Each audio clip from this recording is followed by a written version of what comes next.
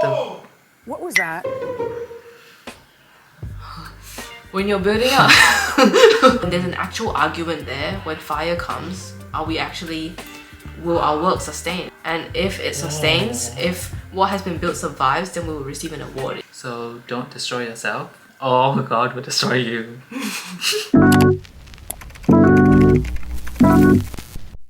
Hi guys, welcome back to another episode of Lost Sheep.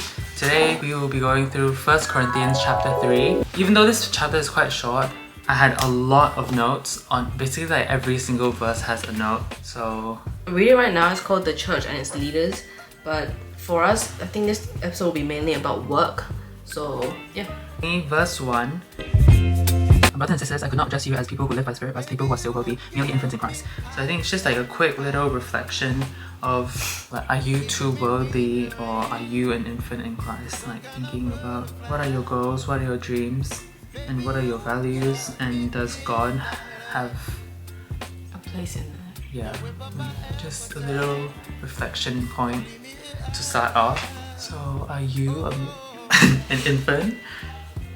I don't know, sometimes I feel like it can be common for Christians to realize that they actually are infants, even if you go to church, you pray and do all of that, but just mostly about putting God as priority in your life in basically all of you, all of your interests and hobbies, and yeah.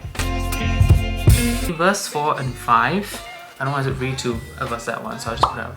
Be conscious of who you're serving, and it should be God. I don't know if this is right, but it says like, I follow Paul, I follow Apollos, but who are they? And what is Paul? It's like they're just mere human beings. They're not somebody that the people that we follow. No matter how big your role model is or how impactful they are in your life, God is still first, right? Like who are they? They're still only servants that God has called and God has assigned. I think that's definitely one thing that I just thought about like right now as well, as you were saying like, are you not just mere human beings? I was like, yeah, like whoever we make our idols, even if it's like role models, like your parents or like celebrities or whoever, your role models or your parents or even like church leaders, they're still just mere human beings, because Paul and Apollos are not like a celebrity, they're just like a leader, right? Like a teacher or something. So even your spiritual coaches or your spiritual things are not God as well. Only God is your... I highlighted number 5 because when I saw this part, as the Lord has assigned to each his task, that really stood out to me, because Apollos and Paul are two different people and they both have two different tasks. So what I just highlighted from 5 all the way to 8, I planted the seeds, Apollo watered it. So I think I is Paul, right? Yeah, so I planted the seed, Apollo watered it, but God has been making it grow. And so neither the one who plants nor the one who waters is anything but God who makes it grow. And the one who plants and the one who waters have one purpose, so they'll each be rewarded according to their own labor. So basically what I got out of that is just that we each have different roles and God gave each of us one purpose, and then we will all be rewarded according to our own labor. So that's one thing, we all have our own purpose. And number 2 is that when we do our part, it makes it grow. But God is the one who actually does the full thing and just makes it grow. If you think about it, like if I don't plant the seed and you just water it, nothing's gonna happen, you know what I mean? We have to do our own part. So that's the second part that I got out of it, is that we have to play our part. And the third thing is definitely God is the one who does it. If I plant the seed and you water it, but God doesn't want to make it grow, he can just make it storm. And no matter how much you water, no matter how much I plant, the seed will not grow, you know? And the fourth thing is just that they have different roles, and that's why you have to learn to not compare and learn to appreciate your own role and to look at your own path. A lot of the times I fall into the trap of like asking people for advice, and you know this because I keep like looking at other people and what they're doing and trying to follow them in hopes that they're wiser than me, and so I can just follow their path. But like just literally like today and yesterday, I just think that maybe God has given me a different purpose.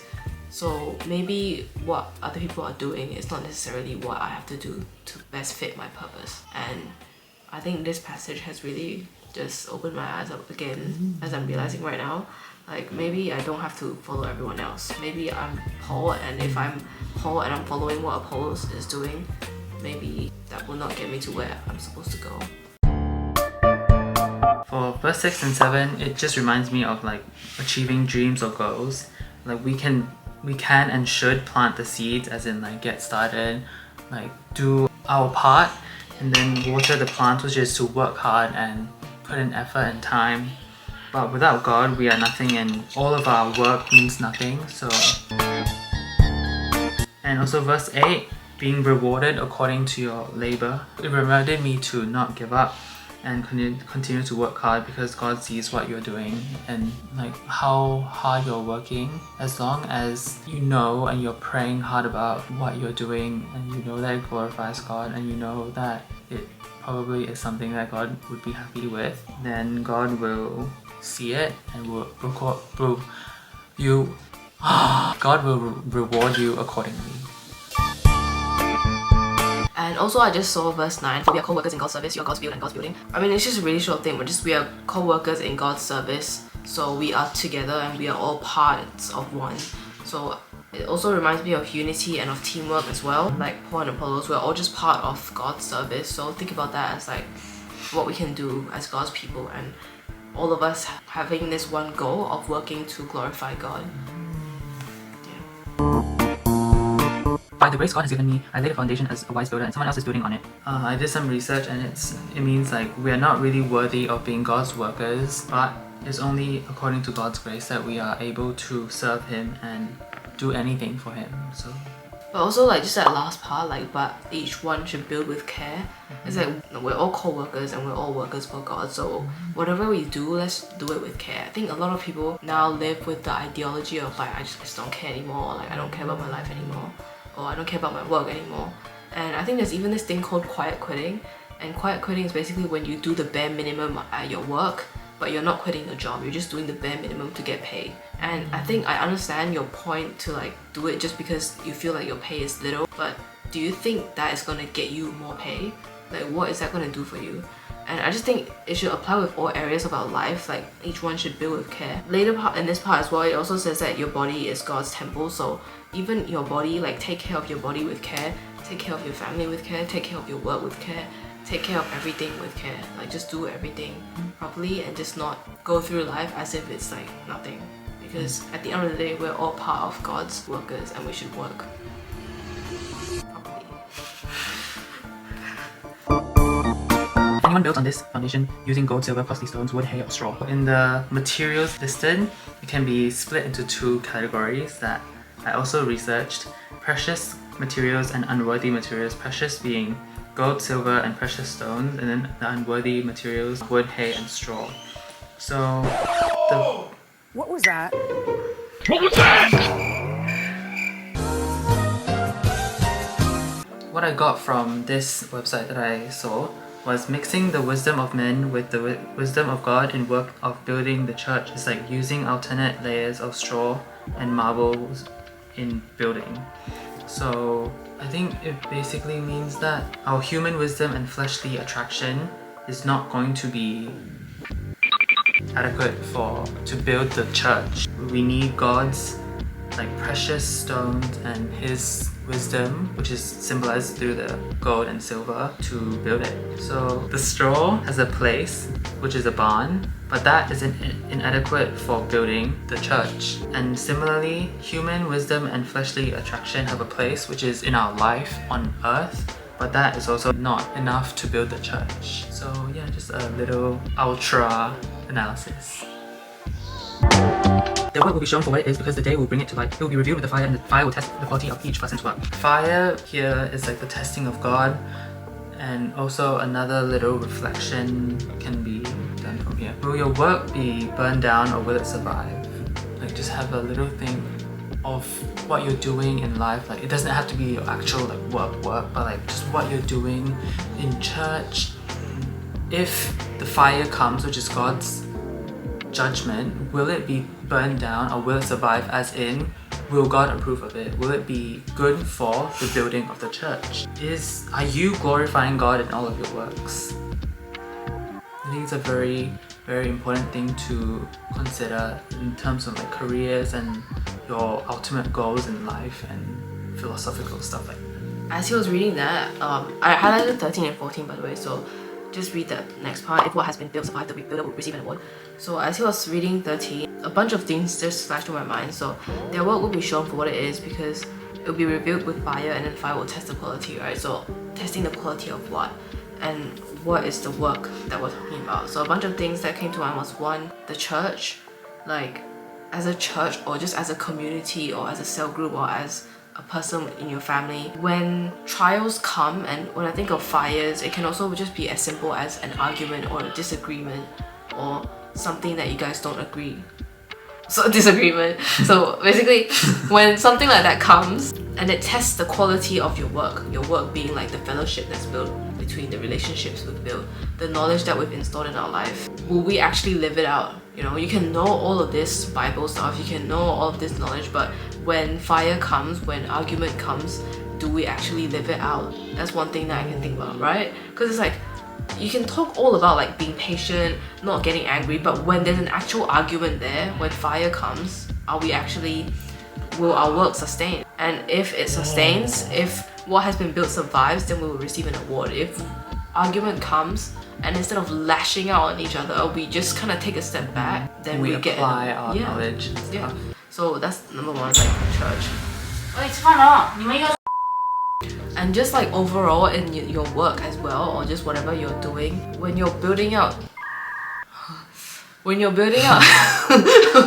funny. I'm just getting annoyed, but I have to keep it together because it's like, I was just talking about it, so I can't get annoyed right now.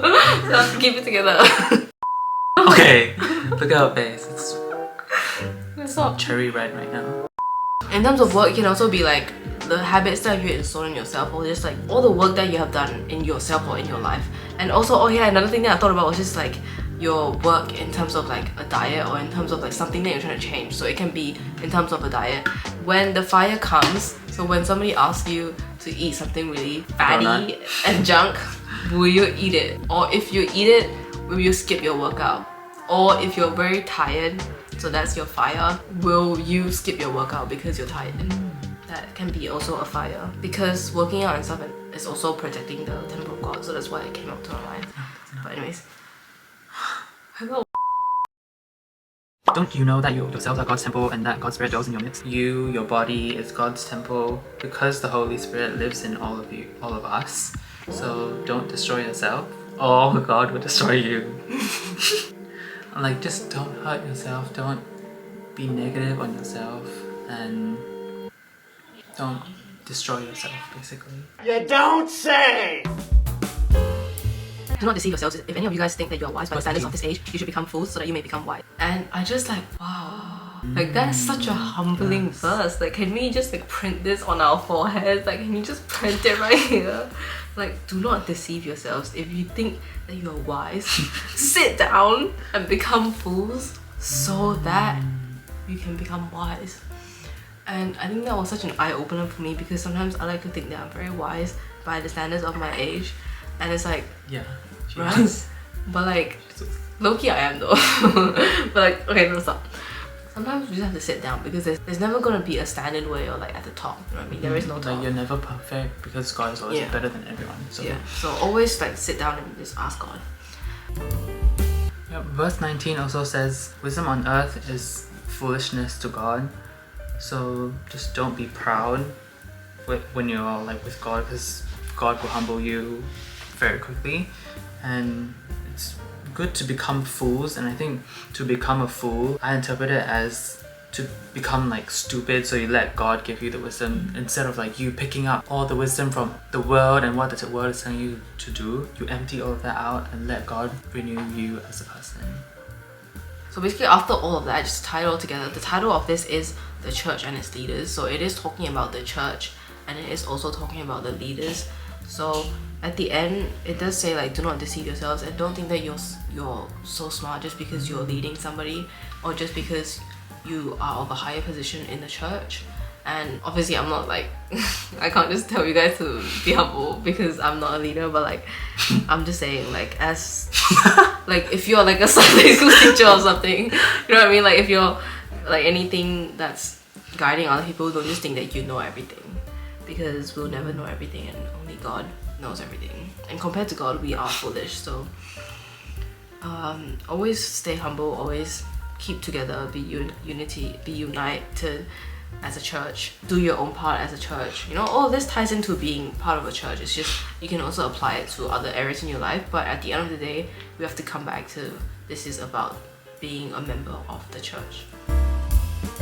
And then verse 21 to 23, I'll just put it up. Basically, it's like don't glorify men, which is pretty much summary of everything. Like God is what you should be serving and worshipping, not anything else. And lastly, we are of Christ, and that is our responsibility as a Christian to show that we are of Him, to show it through our actions and our words and what we do. That's all for today's episode. It was pretty long, but I hope you enjoyed it all the way through the end. Please remember to subscribe to this channel for more episodes and for more vlogs. We will be traveling soon, so stay tuned for that. And see you next time.